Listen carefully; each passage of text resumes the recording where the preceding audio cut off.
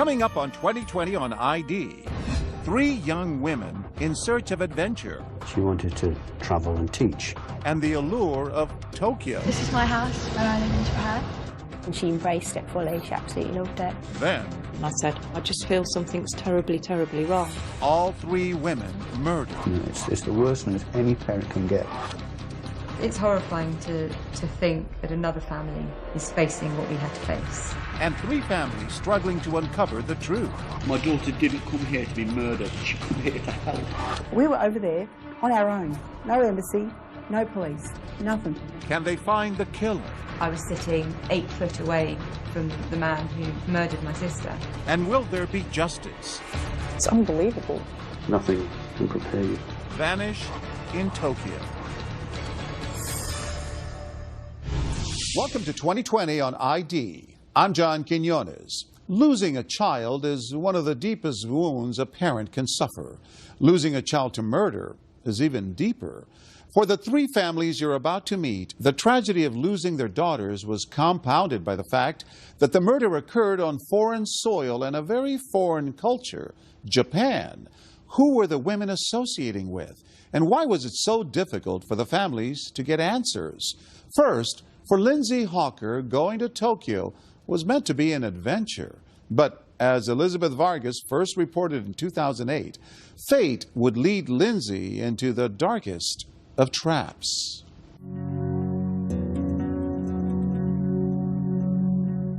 Although they live an ocean away in the English village of Warwickshire, the Hawker family may seem a lot like yours. We obviously love to spend time together. You realise what things in life are important, and your love for your family and each other is definitely the most important thing. Even when we got older, we still went on holidays together, the 5 of us. We was a very close family. The Hawker family had 3 daughters. The first to go out on her own was 21-year-old Lindsay. She was a young woman, an intelligent woman. She was going out in the world of work, and we were very proud of her.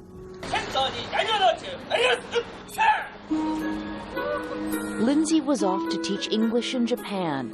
She'd chosen to experience a country steeped in tradition and, as researched by the Hawkers, a place thought to be one of the safest in the world. Going abroad on her own, she needed to be as safe as she could, really. And I think Japan was a whole different culture for her, and I think it was fulfilling a need that Lindsay had. She wanted to travel and teach. Had any of you or any member of the family ever gone to Japan? No. I didn't really want her to go either. I was quite reluctant for her to go just because I didn't want her to leave me. We were that close that the thought of her going away for that amount of time, I was sort of quite apprehensive.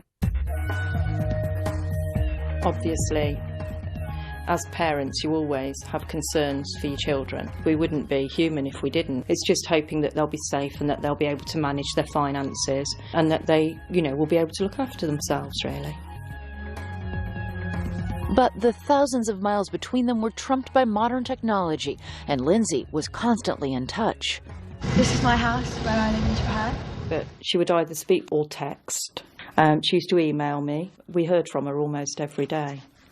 And what they heard was that Lindsay was having a ball.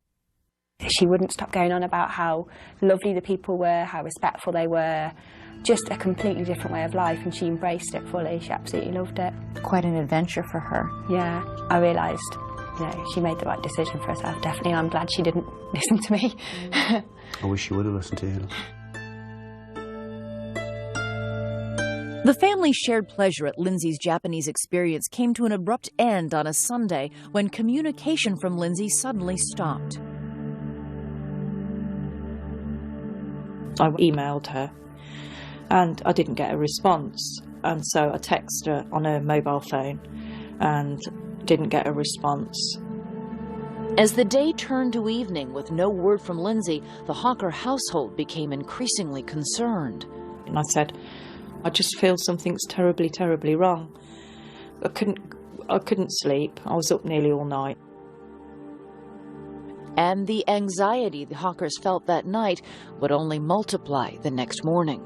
I got a phone call from her employers to say that she hadn't reported for work for 2 days. Now, that was not like Lindsay at all. So we then contacted the embassy in Japan, and at that point she was filed as a missing person, and that was on Monday lunchtime. She was gone? Yeah, I remember, like, just collapsing. And I felt really upset because she was my little sister. I remember thinking, I was sick, I was physically sick. I don't think any other parent or sister can understand what it was like to get news like that. It's the worst thing what can happen to any parent. You yourself are a parent, you know that. You know, it's the worst news any parent can get. Lindsay had disappeared in a crowded and mysterious foreign culture, a world away, and the Hawkers made immediate plans to go there. You've just got to find your child. Anything else in your life doesn't matter, you've just got to find them. The Hawkers' fears were intensified because the family could clearly remember the nightmarish, high-profile case of Lucy Blackman, another 21-year-old British woman who vanished in Japan. Lucy's father was quick to get in touch with the Hawkers. Tim Blackman has offered us lots of advice and help. He's been very helpful. He's a very kind man. It's a terrible fraternity you're part of. That, and yet the experience from another family with a similar loss can help in sometimes those dark days. Nothing can help us.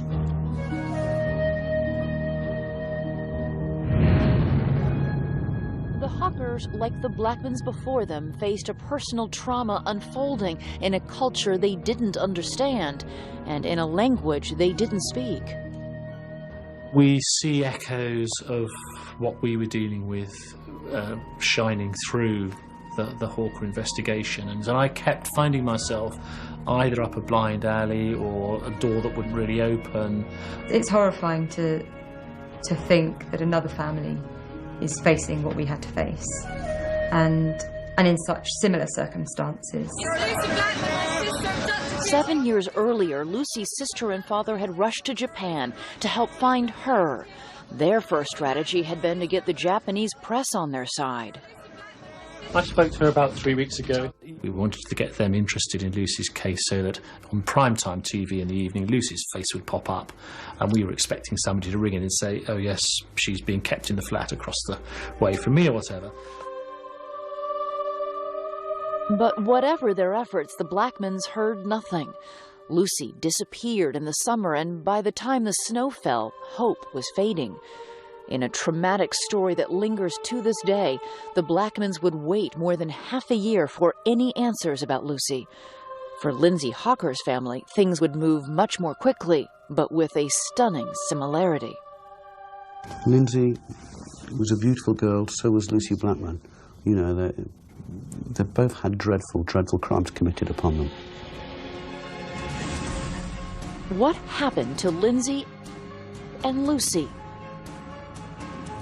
Their families find out when we come back.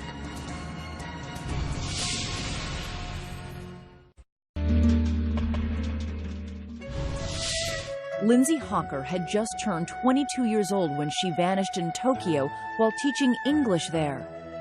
She loved teaching so much. She was kind, she was caring, she helped people, and I don't think of whom they could have been more proud than Bill and I have been of Lindsay. We just prayed, really. We just prayed that she'd be all right. Lindsay Hawker's disappearance created a chilling sense of déjà vu for another English family, that of Lucy Blackman. She vanished in Tokyo 7 years earlier. It pains me to put myself back in that situation, to remember what it was like. I almost have a kind of breakdown thinking about it because it was such a hugely traumatic thing to take on. We were out looking to bring Lucy home and have her laughing and chattering in our sitting room again. Well, I'd spent quite a lot of time just thinking, you know, why didn't I understand how dangerous this trip could have been? Why didn't I ever think for a moment that something might happen to Lucy? Lucy's parents are divorced. Her mother, Jane, made her own trips to Tokyo as the weeks without word on Lucy turned into months. I keep hoping that they'll say, oh, we found her. But realistically, 7 months on, I have to think, you know, the worst. You know, I may never know what ever happened to her. People say to me, oh, how many children do you have? And I think, well, do I have 3 or do I have 2? It's just awful. What happened next for the Blackmans was more brutal than anything the family could have imagined. 8 months after she disappeared, Lucy's dismembered body was found in a cave some 30 miles from Tokyo, near the sea. Lucy's father and sister and brother went to visit the site. The Japanese press, courted and useful at the beginning of their search, had in the end become a target for the family's anger and frustration. Can you go, please? Go! Now! Go on. Go. Get out of here! Go, please. It's not some, you know, a movie. It's reality. Lucy isn't different. She's not wealthy. She's not poor. She's just an ordinary person from an ordinary family with a brother and a sister and a mum and a dad. And I think what's so important for everyone to do is just to occasionally stop and look at their family and their friends and think how lucky they are. For 8 months, Lucy's family had hoped for some miraculous outcome that would mean she was alive. For Lindsay Hocker's family, hope never even got a footing. Just the day after they heard she was missing, authorities came to the house to tell the Hockers Lindsay's body had been found, in a way that could only mean she was brutally murdered. My world stopped when I found that she died, but then my world stopped twice when I found out she'd been murdered and that she'd suffered pain. Do you remember it the same way, Lisa? Yeah, it's just awful. Awful. I wouldn't wish it upon anybody. Those feelings and emotions I never want to experience ever again. Mr. Hocker? Mr. Hocker. Lindsay's father flew immediately to Japan. My daughter didn't come here to be murdered. She come here to help people. She come here to teach. He'd gone there to bring back his daughter's body. I asked him to come bring her home. Just promised that he'd bring her home. I had to go and identify my daughter and formally identify her, which again was not good. You know. That must be... It was dreadful. Her face was just a complete mess, but I knew it was Lindsay. And she had no hair. Her hair had been shaven off. And she had very long hair. She had hair down to here. She had beautiful natural hair. How did my daughter die? Immediately they didn't give us the answers because the chief officer didn't know them himself. Those are hard questions to ask because you're asking about the final moments of your child's life. And in this case, you know that they were awful. They were awful. We found out since that they were perhaps even more awful than I first imagined. I have to look back and look at 22 years of a beautiful daughter. I try to blank out probably the last 12 hours of her life. I try to look at everything she did for people. Lindsay had everything. She had friends, she had a great education, she was beautiful, she was inner beauty, and she just met evil that day. She just met the most evil thing in the world. Japanese authorities now say they have a very good idea who killed Lindsay Hocker and Lucy Blackman. As 2 separate cases unraveled in Tokyo, the men targeted by police shared at least one thing in common: backgrounds of wealth and power. Stay with us.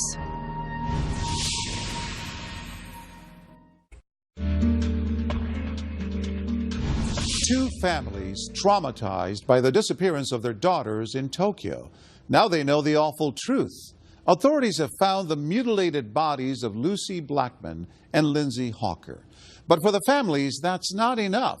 They want answers, and they also want justice. Here again, Elizabeth Vargas. In contrast to American and British authorities, Japanese police share very little information with the victim's family. It's heartbreaking.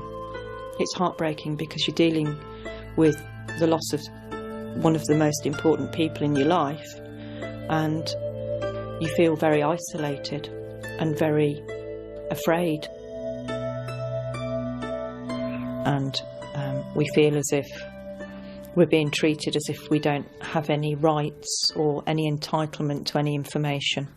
You go abroad and you have left behind all the sort of support mechanisms that you take for granted in your daily life.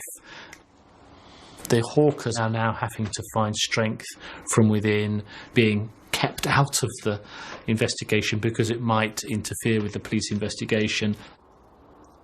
We've just got to have faith in the Japanese police. The Blackman family said that they felt in dealing with the Japanese police that it was a very polite wall that they ran into. People were very polite and firm. I'm sorry, we have nothing for you today. That's a very good analogy of the Japanese police. A very good analogy. We can just hope that at war behind it, they're doing something good. That's all we can hope. What we've said from day one is that we feel as if we have had to conduct our daughter's murder investigation.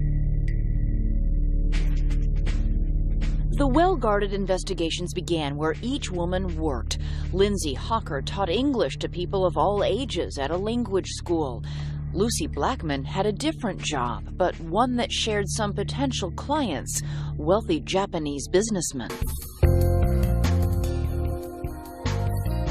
Lucy worked in one of Tokyo's numerous hostess clubs, a popular and long-accepted part of sophisticated nightlife in Japan, and a setting that became central to the mystery around her disappearance. In 2001, I worked in the club where Lucy Blackman was working.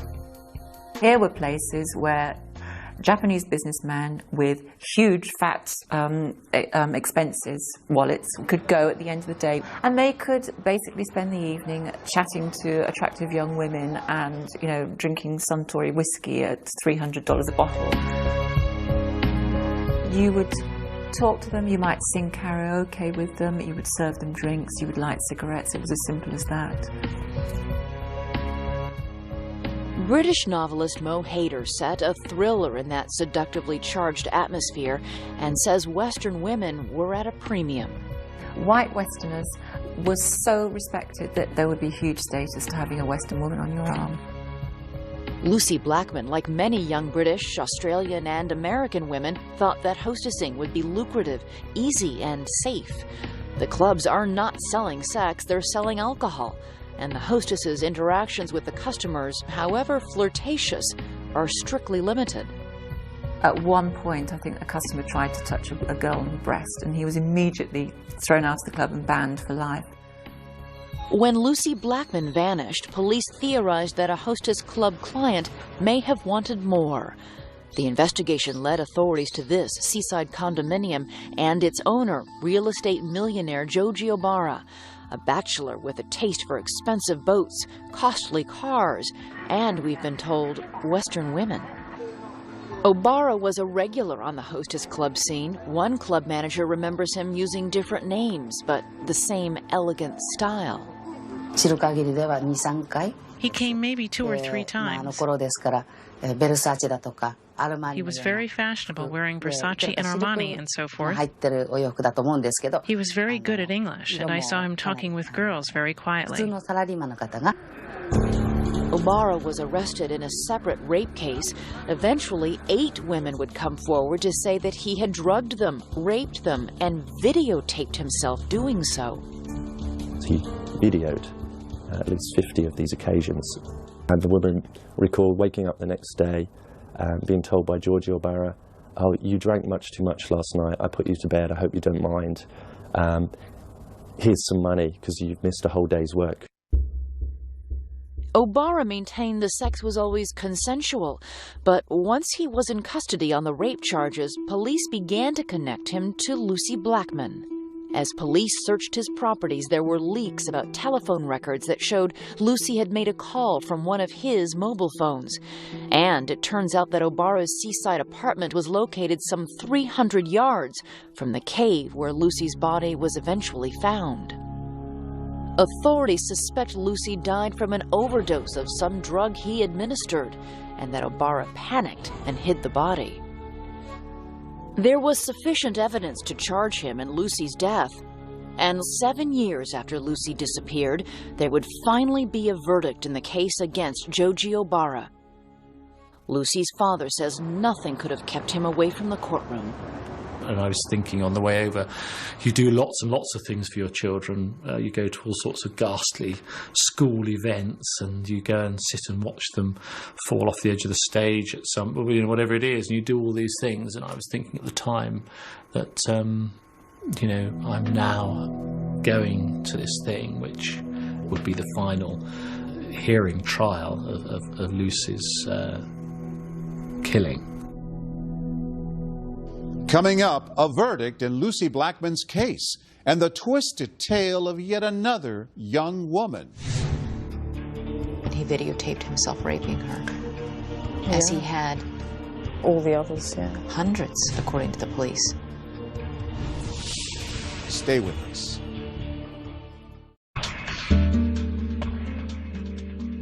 Two young women, perfect strangers, have vanished in Tokyo. Lindsay Hawker was teaching English. Lucy Blackman worked in a social club that catered to wealthy men. But if only they had known about a third young woman who traveled that same road before them. Once again, Elizabeth Vargas. Like parents everywhere, the Ridgeways in Claremont, Australia hoped their children's dreams would come true. Of their two daughters, Samantha and Carita, it was the younger Carita who showed specific ambitions early in life. She loved drama and play acting. The two girls would often tip up a couple of chairs and put a blanket over it and do a play, and we had to watch them. And Carita was a really lovely girl, and I just thought that she would do really well in life.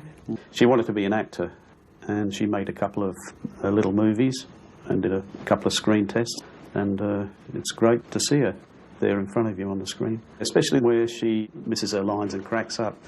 Can I trade my car? And that really typified Carita to me. Take two. In one take, Carita took the role played by Janet Leigh in Hitchcock classic Psycho. Mood for trouble. What? What? I'm going to treat you so fair and square that you won't have one human reason to give me. Can I trade my car and take another? Can I trade my car and take another? In a cruel irony, Carita was fated for an early death as shocking as any in a movie thriller.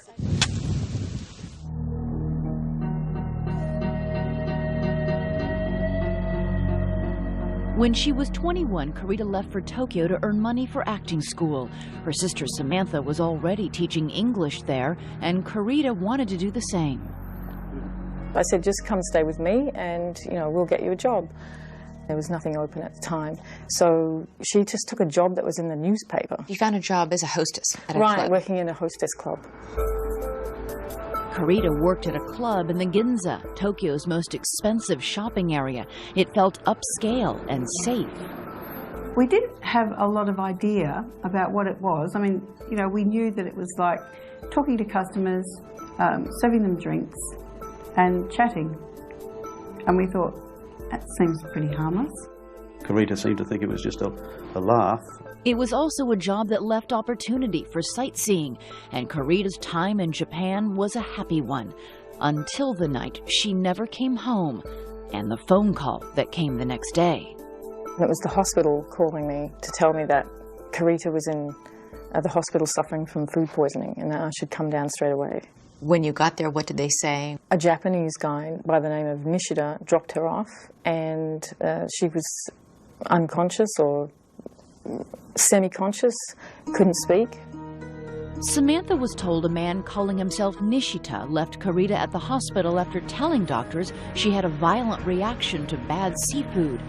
Samantha was also told her sister's condition was increasingly dire and that Carita's liver was failing.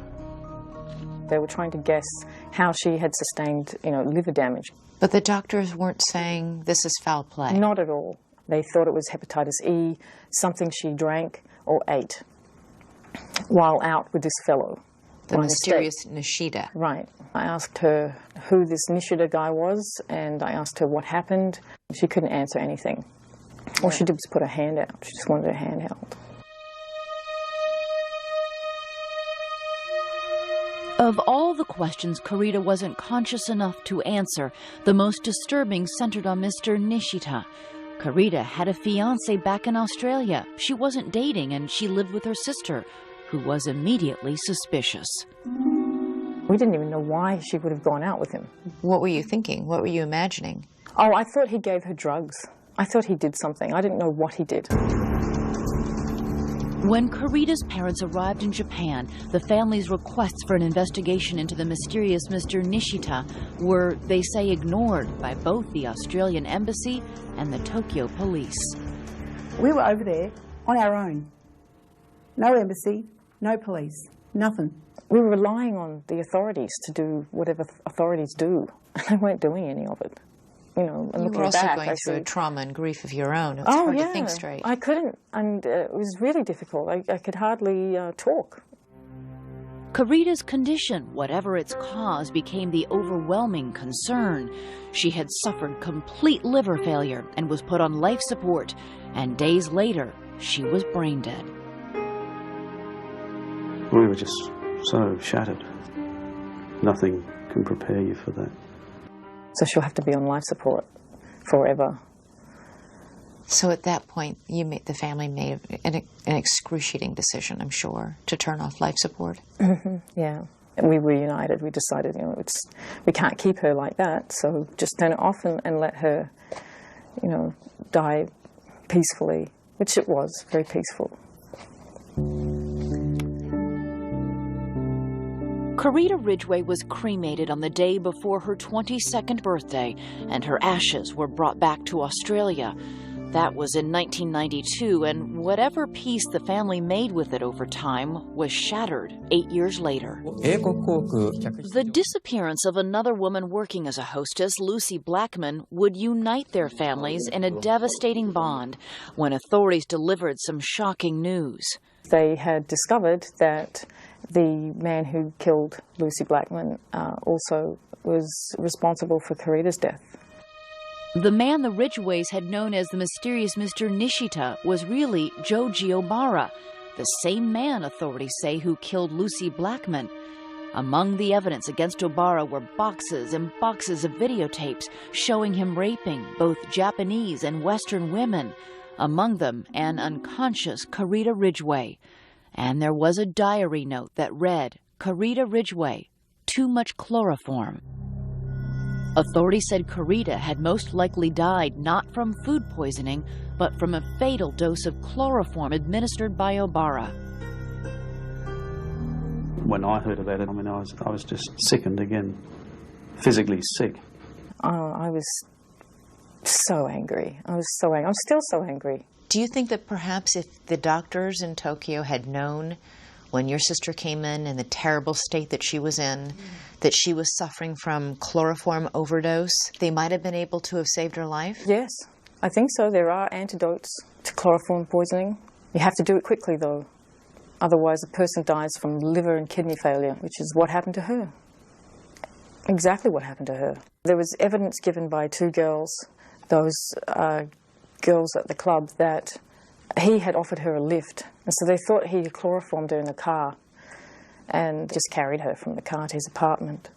And once he got her into the apartment, he videotaped himself raping her, as he had all the others, hundreds, according to the police, hundreds of others. It's a huge number, huge number.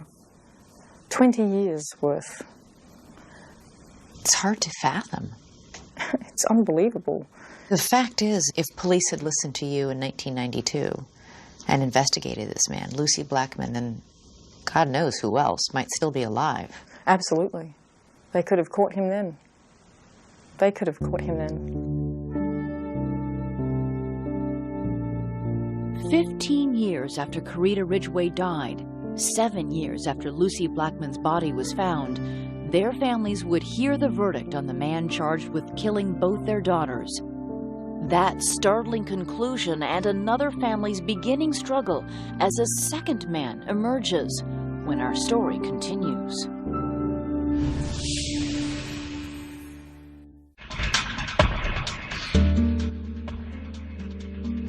Three young women moved to Tokyo for work and adventure, and all three were murdered. But after years of waiting, the families of two of the women are hoping for justice. Here's Elizabeth Vargas with the conclusion of our story. The trial of Japanese real estate millionaire Joji Obara lasted for almost 7 years, a length not unusual for complex cases in Japan. He'd been charged with 8 rapes and the deaths of 2 young Western women. Lucy Blackman's dismembered body was found in a cave near Obara's home. Through the years, Lucy's father and sister attended the legal proceedings, and they were there at the end of April 2007. It really hit me that I was sitting 8 foot away from the man who murdered my sister, and it was very hard to contain that emotion. Also in the courthouse that day was the family of Karita Ridgway. Videotapes police say Obara had recorded showed him raping her while she was unconscious. Our main point of going for the verdict, to see Obara be given his punishment and get some justice. The families of both dead young women were aware of Obara's wealth and feared its influence. You've got about 6 or 8 lawyers of Obara, and on the other side, the one prosecutor and his assistant. And I thought, well, there's no way we're going to get a verdict, not with all those lawyers there. Verdicts in Japan are up to a judge, not a jury, and when they came in Joji Obara's trial, they were split, leaving one family feeling they got justice and another in shock. Not found guilty for Lucy's death. The prosecution were horrified. I mean, the Tokyo Metropolitan Police, you could hear their jaws dropping on their chest when the announcement was made in the court. They were devastated. The surprising verdict in the high-profile case set off speculation about the advantage of high-priced lawyers and evidence that may have left a reasonable doubt. All the evidence against Obara in regards to Lucy's case was circumstantial. He bought a chainsaw, a tent, the 10 plastic bags that her body parts were found in. The judge stated that because he bought those items and also a couple of other miscellaneous items, that they couldn't prove that he bought those items to dismember her. You know, because he bought an ice cream or something as well. It didn't fit with the story. The case lacked the kind of proof Karita Ridgway's had, a handwritten note referencing drugging the victim, and a videotape of Obara raping her. He was given life for Karita's death and the 8 other girls who were raped but lived. How would you describe Joji Obara? He's a coward. He's a total coward. He won't even admit his crimes. He lies constantly. He comes up with almost like a religious idea that you have to commit all of your bad acts in the first half of your life and all the good ones in the second half of your life, and just bizarre statements like that. You know, the guy's going to be in prison for life, and that's what was always important, was a justice in that way, that he would not be out on the streets. So I think I decided quite quickly that that was going to have to be sufficient. With 2 different verdicts, both families will tell you they were left without what they consider the media's most insipid cliché, closure.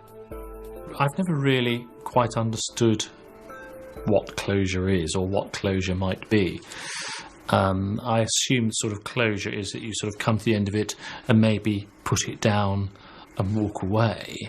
And I've never really felt that I would be able to put Lucy down and just walk away. I think when you lose a child, there is no closure. It's just a buzzword, I suppose, perhaps to make people feel more comfortable, because there's never a day goes by that I don't think about Karita. You don't want to think that, you know, someone you love died a horrible death. It makes it so much worse. And you never really get over it. I'll probably never get over it. Every time it's brought up, emotion wells up. It's very difficult to speak. It just won't go away, really. Within a month of two families getting their verdicts in Tokyo, the family of the most recent victim, Lindsay Hawker, was just beginning its ordeal.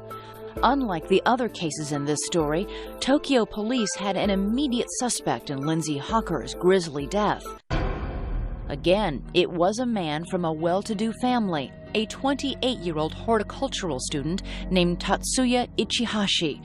Lindsay was teaching English in Japan, and Ichihashi had been obsessively pursuing her, asking for lessons, one day showing up outside her apartment. He apologized for his behavior of scaring her, frightening her, and he asked her again if she would teach him English. She thought he didn't worry her, he was just a bit strange, and she felt sorry for him. And she emailed back saying that she would be prepared to teach him English, but only at a public place. Lindsay told friends she'd be giving Ichihashi a lesson and arranged to meet him at a coffee shop. Security cameras there capture the last day anyone saw Lindsay Hawker, and when she vanished, Ichihashi's was the first name to surface. Our officers went to Ichihashi's apartment for questioning, based on information that Ms. Hawker saw Ichihashi recently. 9 police officers were sent. Ichihashi was leaving the apartment. Police officers asked, "Are you Tatsuya Ichihashi?" To which he responded he was, and he ran off. The police officers grabbed him, but they only grabbed his rucksack. And he was able to just dash off and melt into... I'm afraid so, yes. He caught them off guard and fled the scene.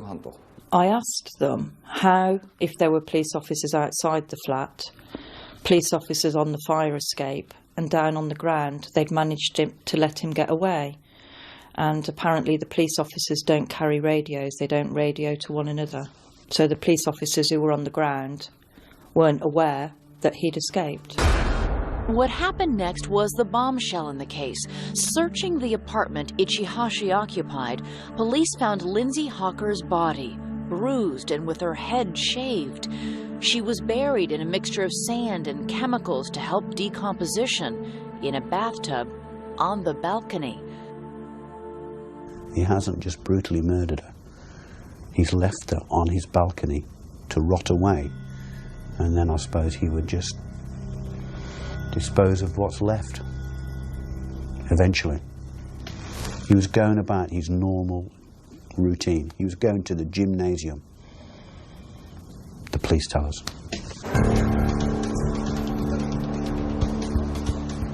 Ichihashi escaped into the vastness of Tokyo. Police think he may be working under a false ID, living as a street person, or in disguise. And they told us finding him is a top priority.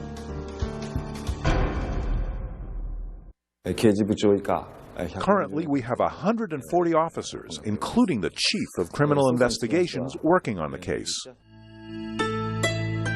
It's so difficult when it's 12,000 miles away, just after my daughter's murder. The Japanese police said it's just a matter of time before they found this suspect. They had his passport. He had very little money. Ichihashi comes from a very well-to-do family. His father's a brain surgeon. His mother's a dentist, I believe. Yep. With no credit cards, no passport. Somebody's got to be helping him. Do you think it's his parents? I wouldn't like to comment on that. The Hawkers say police read them a statement from Ichihashi's parents. We've communicated with them via the police. What did their statement say to you? That he wished to live in America and open a park in America, and that's why he needed to improve his English. And they wished their son would atone for his crime. And they said it was regrettable. They said regrettable. It was regrettable. That's an odd choice of words. That's a disgraceful choice of words, isn't it? They don't deny that he committed the crime. Elizabeth, there is no other suspect.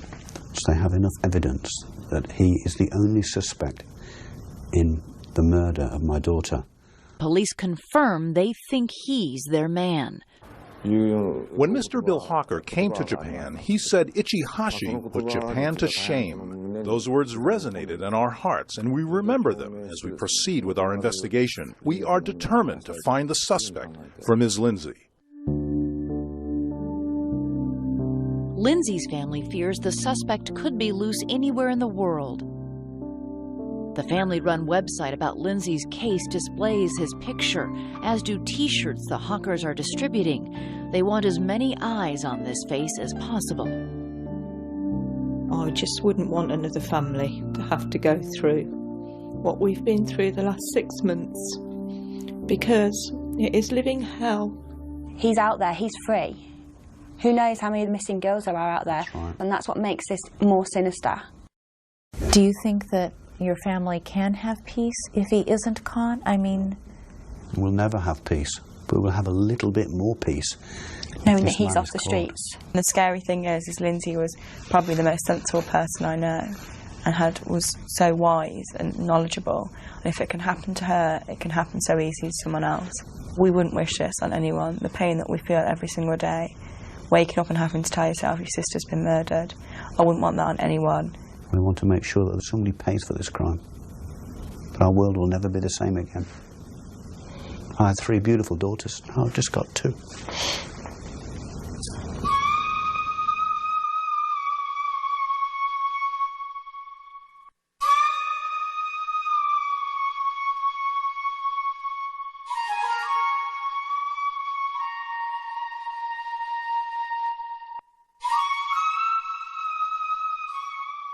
There was finally a little comfort for the Hawkers. After a 2-year manhunt, Tatsuya Ichihashi was arrested in Osaka.